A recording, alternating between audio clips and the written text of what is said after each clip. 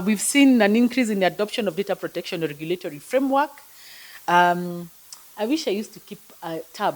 I remember some time back we had a meeting between banks, central bank, and one of the things you really have to appreciate about banks is their partnership around cybersecurity. And those days it was something that we didn't speak about. But when you begin to see, 2 years ago, banks never even used to put money or the industry basically in terms of data protection officers. Now we are beginning to see that as an increase. Growth in privacy-friendly technology. People are more conscious about it, and they are no longer just adopting technology. And one of the things we would see, and it's coming down, is a disconnect between marketing and the compliance. So you'd find the people who are going marketing and selling products for the organization, they would get as much information as a client. Yet on the back end, the compliance are saying, please do data minimization. So now we are seeing a growth in terms of a balance. We are also seeing the integration of data privacy and information security.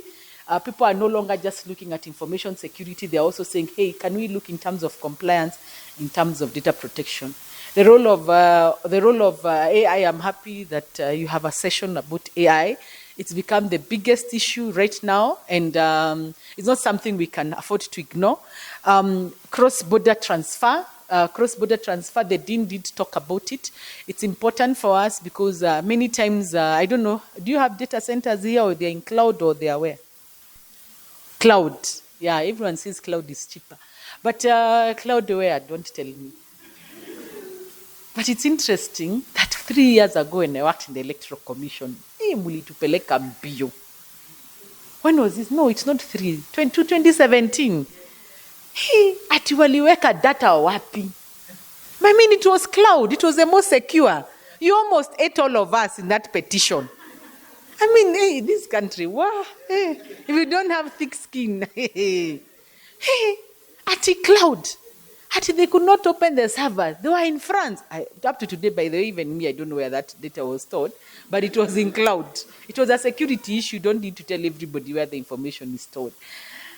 But in terms of the cross-border data, because that's the point, the reason why this is becoming increasingly an issue is because many organizations prefer to store the information in cloud.